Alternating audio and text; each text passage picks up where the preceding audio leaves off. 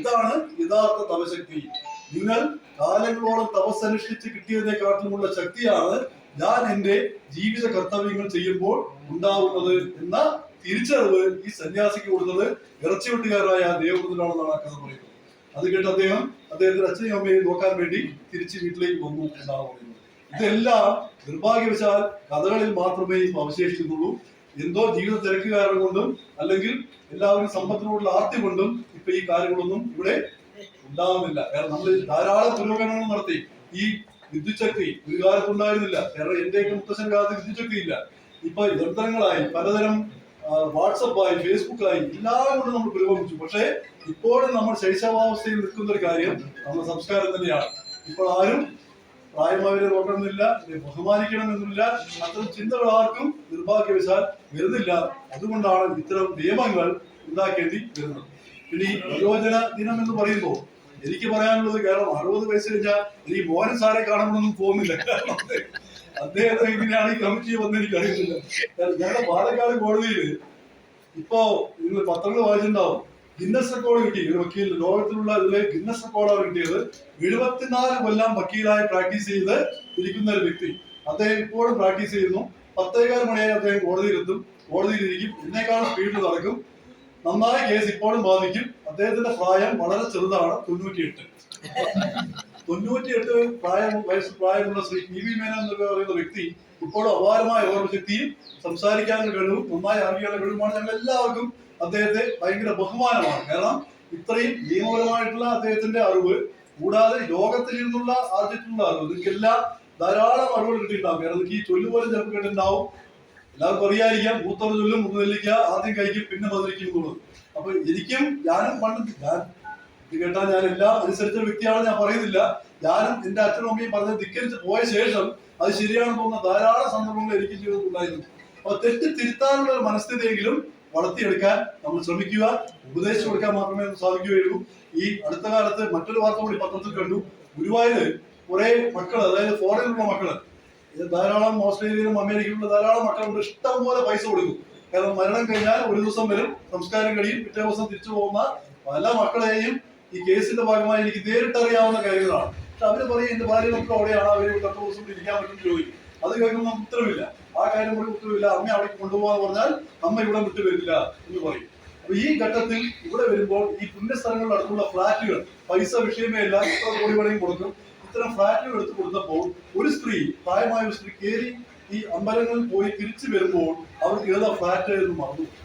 ഈ അൽഷിമേഴ്സ് പിടിച്ച അവർക്ക് മറന്നുപോയി. അവർ ഈ ഫ്ലാറ്റിൽ ഏതൊരു ഫ്ലാറ്റിന്റെ കൂട്ടിക്കിടുന്ന ഫ്ലാറ്റിന്റെ വെളിയിൽ ഇത് കുറെ ദിവസം അവരിരുന്ന് പോയി, 1-2 ദിവസം അവർ ആഹാരമില്ലാതെ അവിടെ ഇരുന്ന് പിന്നെ അടുത്തുള്ള ഏതൊരു ഫ്ലാറ്റ് കയറുന്ന സംശയം തോന്നി നോക്കിയപ്പോൾ ഇവർ അവിടെ തളർന്നിട്ടുണ്ട്.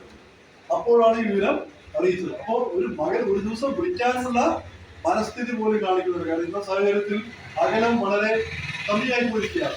ഇവിടെയാണെങ്കിൽ നമുക്ക് ഒരു കാളിൽ അമേരിക്ക ആയാലും ലണ്ടൻ ആയാലും ഒരൊറ്റ കാളിൽ തന്നെ നമുക്ക് നേരിട്ട് സംസാരിക്കാവുന്ന അവസ്ഥയാണ്. എന്നിട്ട് പോലും അത് ചെയ്യാത്തത് നമ്മുടെ സങ്കുചിത മനസ്ഥിതിയാണ്. അതുകൊണ്ടാണ് ഇത്തരം നിയമങ്ങൾ ഉണ്ടാകുന്നത്. ഒരു ദിവസം കൂടി നിങ്ങൾ ആചരിക്കുന്നതാണ് എന്റെ വിശ്വാസം. ഒക്ടോബർ 1-ാം തീയതി ലോക വയോജന ദിനമാണ്. ഈ 2 ദിനത്തിന്റെയും വ്യത്യാസം അല്ലെങ്കിൽ ആചരിക്കുന്നതിന്റെ എന്തുകൊണ്ടാണ് ആചരിക്കുന്നത് രണ്ടും രണ്ടായിട്ടൊന്നും എനിക്ക് മനസ്സിലാവില്ല. കാരണം ലോക വയോജന ദിനം നമ്മൾ ഒക്ടോബർ 1-ന് ഗംഭീരമായി ആചരിക്കും. അതിനുശേഷം ലോക വയോജന പീഡന വിരുദ്ധ ദിനം അതും ആചരിക്കും. ഇപ്പൊ നമുക്ക് വാർത്തകൾ സ്ഥിരമാണ്. കാരണം അമ്മയെ മകൻ തല്ലി, അല്ലെങ്കിൽ അച്ഛനെ, ഇന്നത്തെ പേപ്പറിലോ ന്യൂസിലോ കണ്ടു മകൻ അച്ഛനെ വെട്ടിക്കൊന്നു.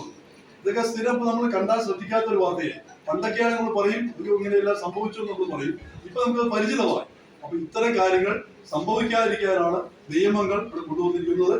2007 കൊണ്ടുവന്ന സീനിയർ സിറ്റിസൺസ് ആക്ട് എന്ന് പറയുന്ന നിയമം കേന്ദ്ര നിയമമാണ്. ചില നിയമം സംസ്ഥാന നിയമവും ചില നിയമം കേന്ദ്ര നിയമമാണ്. ഇതിൽ പറയുന്ന സീനിയർ സിറ്റിസൺ ആൻഡ് പാരന്റ്സ് ആണ്, വെൽഫെയർ ആക്ട് ആണ്. പാരന്റ്സ് എന്ന് പറയുമ്പോൾ സീനിയർ സിറ്റിസൺ ആവുന്നില്ല. സീനിയർ സിറ്റിസൺ എന്ന് പറയുമ്പോൾ 60 വയസ്സാണ്. ഒരു കാലത്തും 60 വയസ്സ് വെക്കരുത് എന്നാണ് എന്റെ വ്യക്തിപരമായ പക്ഷം. കാരണം നമ്മുടെ എല്ലാ ഭരണകർത്താക്കളും, നമ്മുടെ പ്രധാനമന്ത്രിയും മുഖ്യമന്ത്രിയും ലോകത്തിലെ ഏറ്റവും ശക്തമായ രാജ്യമായ അമേരിക്കയുടെ പ്രസിഡന്റ് അടക്കം 75-ഉം 80-ഉം വയസ്സായിട്ടുള്ള വ്യക്തികളാണ് ഇപ്പോൾ തലപ്പത്തുള്ളത്. അതുകൊണ്ട് സീനിയർ സിറ്റിസന്റെ പ്രായം ഈ 60 എന്നുള്ളത് കൂട്ടി ഈ 70-75 ആവാനുള്ള സാധ്യത ഉണ്ട് എന്നാണ് ഞാൻ മനസ്സിലാക്കുന്നത്.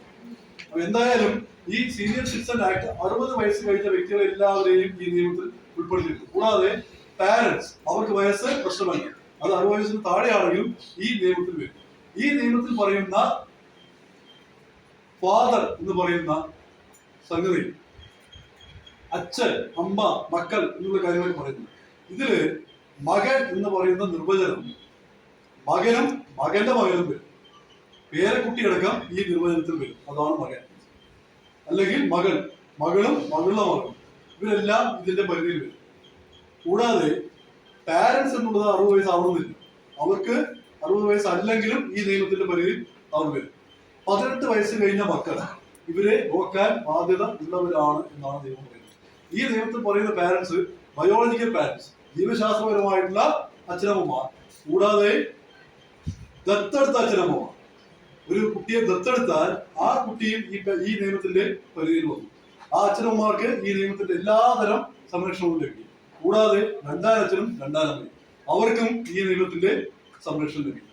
അപ്പോ ഈ നിയമത്തിന്റെ സംരക്ഷണം ലഭിക്കുന്നത് ജീവശാസ്ത്രപരമായിട്ടുള്ള അച്ഛനമ്മമാർ, ദത്തെടുത്ത അച്ഛനമ്മമാർ, കൂടാതെ രണ്ടാനച്ഛനും രണ്ടാനമ്മയും ഈ നിയമത്തിന്റെ പരിധിയിൽ ഉൾപ്പെടും. ഇത് മകൻ, മകൾ എന്ന് പറഞ്ഞാൽ മകനും മകളും മാത്രമല്ല പേരക്കുട്ടികളും ഉൾപ്പെടും. മകനില്ലെന്ന് വെക്കുക, പ്രായമായ പേരക്കുട്ടി ഉണ്ടെങ്കിൽ അവർ മുത്തച്ഛനെ സംരക്ഷിക്കാൻ ബാധ്യതപ്പെട്ടതാണ് എന്നാണ് ഈ നിയമം അനുശാസിക്കുന്നത്.